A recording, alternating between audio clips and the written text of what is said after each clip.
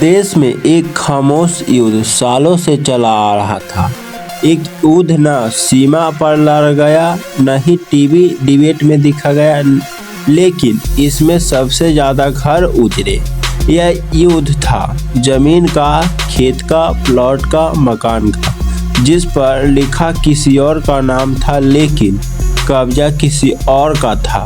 और इसी युद्ध को खत्म करने के लिए सरकार ने अब एक ऐसा सिस्टम उतारा है जिसने पूरे देश को हलचल में डाल दिया है। अब पूरे भारत में हलचल का मच गया है।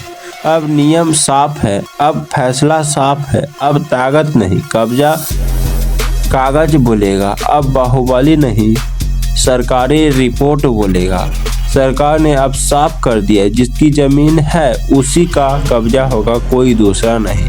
यह कोई छोटा बदलाव नहीं है, यह उन सिस्टम पर सीधा हमला है जिन्होंने दशकों तक गरीबों को डराया, किसानों को झुकाया और आम आदमी को कोर्ट की पीढ़ियों पर घसीटा। अब तक होता क्या था, जमीन आपके नाम लेकिन खेत में कोई और का हल चला रहा था। प्लॉट आपका है लेकिन चारदीवारी कोई और ही खड़ी कर रहा था।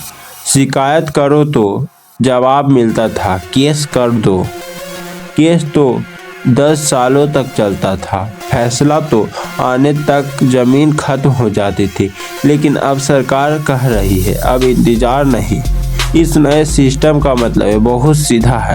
अक्सर सरकारी रिकॉर्ड में जमीन आपके नाम है तो वही आखिरी सच है। कोई दबाव, कोई रिश्तेदार, कोई दलाल, कोई नेता नहीं। अब सिर्फ इसीलिए कब्जा नहीं कर पाएंगे क्योंकि अब वह ताकत है। अब सरकार जमीन को सिर्फ कागज का टुकड़ा नहीं माना रही बल्कि डिजिटल पहचान से दे रही है। हर जमीन का डेटा, प्लॉट, रजिस्ट्री का रिकॉर्ड सब एक सिस्टम में जोड़ा जा रहा है। मतलब अब जमीन गायब नहीं हो सकती। पहले जमीन कब्जा होता था, फिर रिकॉर्ड बदल जाता था। अब रिकॉर्ड पहले बोलेंगे, कब्जा बाद में तय होगा। यही फर्क है पुराने भारत और नए भारत में। बिहार, यूपी, झारखंड जैसे राज्यों में इस फैसले पर असर सबसे बड़ा है। यह जमीन सिर्फ संपत्ति नहीं, इज्जत, और इसी इज्जत के लिए सबसे ज़्यादा खून बहा।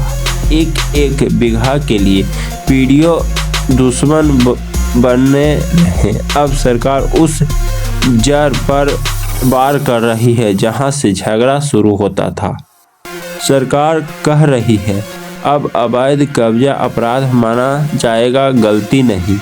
अगर कोई जमीन पर कोई व्यक्ति बैठा है लेकिन रिकॉर्ड में उसका नाम नहीं है तो वह कब्जाधारी कहलाएगा और उसके ऊपर कानूनी कार्रवाई बहुत ही ज़्यादा होगी।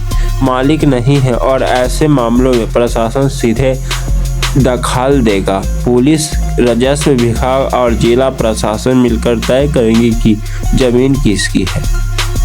मतलब अब अकेला आदमी नहीं लड़ेगा, सिस्टम लड़ेगा। इस फैसले से सबसे ज़्यादा डर उन लोगों को लग रहा है जिन्होंने सालों से दूसरे की ज़मीन पर कब्जा कर रखा है। वे लोग जो कहते थे देखते हैं कौन छोड़ता है, अब वही लोग सबसे ज़्यादा चुप हैं क्योंकि इस बार मामला जुबान का नहीं, डेटा का है।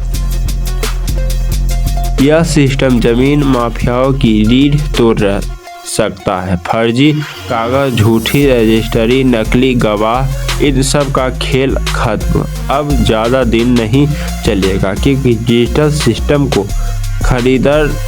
खरीदा नहीं जा सकता, डराया नहीं जा सकता। आम आदमी के लिए यह फैसला राहत की सांस है। अब किसान चैन से यह सोच सकेंगे। अब बुजुर्ग पिता यह सोचकर नहीं डरेगा कि मरने के बाद उसकी ज़मीन बच्चों को मिलेगी या किसी दंगा फतीहा या माफिया को मिलेगा। अब ज़मीन खरीदने वाले आदमी को खुले आंखों से फैसला कर सकेंगे।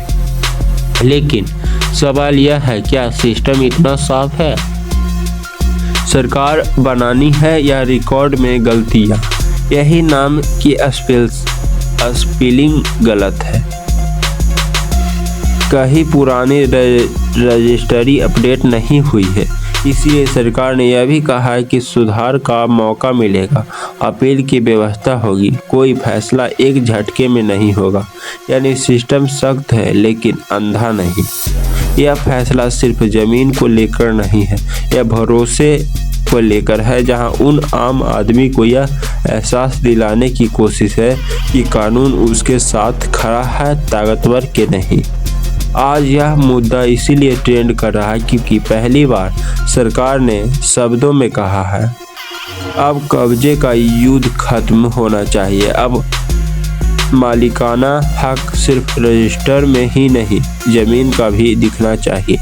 यह सिस्टम ईमानदारी से लागू हुआ है तो भारत में जमीन विवाद का पूरा अध्याय बदल सकता है। आने वाले समय में शायद बच्चों या कहानियाँ सिर्फ किताबों में ही पढ़े कि कैसे कभी लोग अपनी जमीन के लिए लड़ते थे।